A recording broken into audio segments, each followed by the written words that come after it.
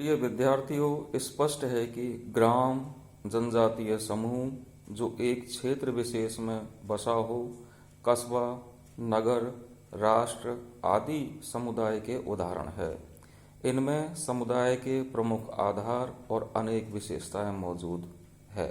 इनके अतिरिक्त कुछ समूह अथवा संगठन ऐसे हैं जिनके संबंध में यह भ्रम पाया जाता है कि वे समुदाय है अथवा नहीं।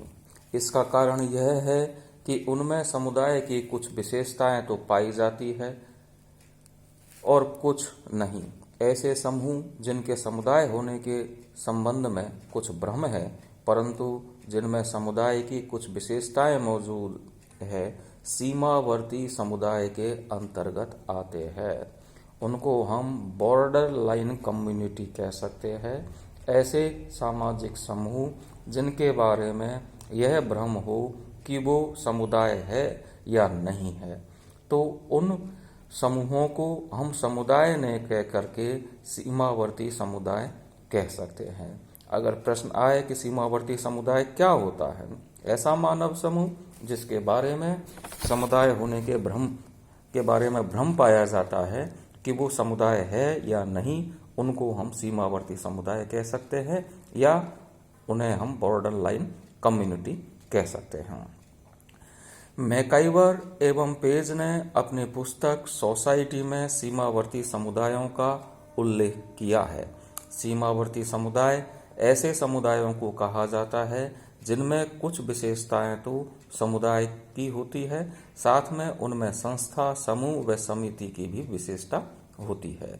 वे पूरी तरह से समुदाय के लक्षणों को प्रकट नहीं करते। उनमें समुदाय की कुछ विशेषताएं जैसे सामान्य जीवन तथा सभी लोगों के सदस्य होने की स्वतंत्रता का गुण नहीं पाया जाता है। अतः वे समुदाय न होकर सीमावर्ती समुदाय होते हैं।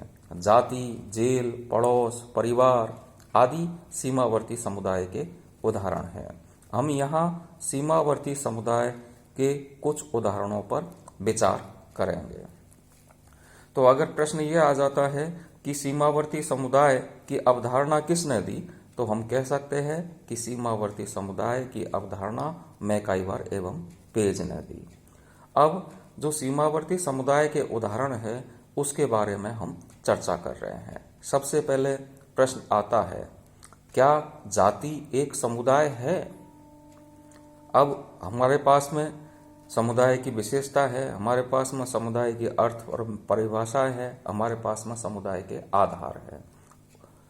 उन समुदाय की आधारों की कसौटी पर हम कस के देखेंगे कि जाति को हम एक समुदाय कह सकते हैं या नहीं कह सकते हैं। जाति में समुदाय की कुछ विशेषताएं पाई जाती है। उदाहरण के रूप में जाति भी व्यक्तियों का एक समूह है और साथ ही इसमें अपने सदस्यों के प्रति कुछ मात्रा में हम की भावना या सामुदायिक भावना भी पाई जाती है। प्रत्येक जाति का अपना एक विशिष्ट नाम भी होता है। जाति किसी विशिष्ट हित या उद्देश्य को लेकर नहीं, बल्कि अपने सदस्यों के सामान्य हितों को लेकर कार्य करती है। इसके अलावा प्रत्येक जाति के अपने कुछ सामान्य नियम भी होते हैं जिनके माध्यम से सदस्यों के व्यवहारों को नियंत्रित किया जाता है। इन विशेषताओं के आधार पर कुछ लोग जाति को एक समुदाय मानते हैं, परंतु समुदाय के एक प्रमुख आधार निश्चित भौगोलिक क्षेत्र का जाति में पूर्णतः अभाव पाया जाता है। समुदाय के लिए निश्चित भौगोलिक क्षेत्र का होना आवश्यक है, परंतु जाति का क्षेत्र विशेष के साथ संबंध नहीं होता है। एक ही जाति के लोग विभिन्न क्षेत्रों में फैले होते हैं।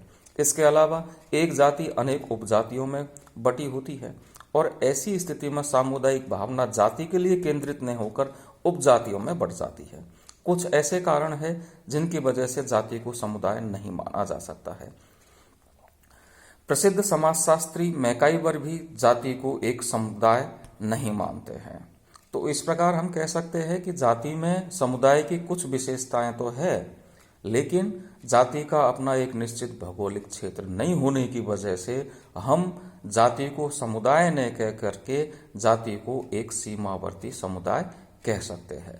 तो इस प्रकार से हम किसी भी मानव समूह के बारे में अगर भ्रम पैदा हो कि उसे हम समुदाय कहे या नहीं कहे, तो हमारे पास में जो समुदाय के प्रमुख आधार और विशेषताएं हैं, उनकी कसौटी पर कस करके हम देख सकते हैं कि वह मानव समूह समुदाय है या नहीं है। तो जाति को हमने उन कसौटियों पर कस के देखा तो जाति समुदाय नहीं है, बल्कि जाति एक सीमावर्ती समुदाय है, क्योंकि उसमें समुदाय के संपूर्ण आधार एवं विशेषता नहीं पाए जाते हैं, बल्कि कुछ आधार और विशेषताएं ही पाई जाती है।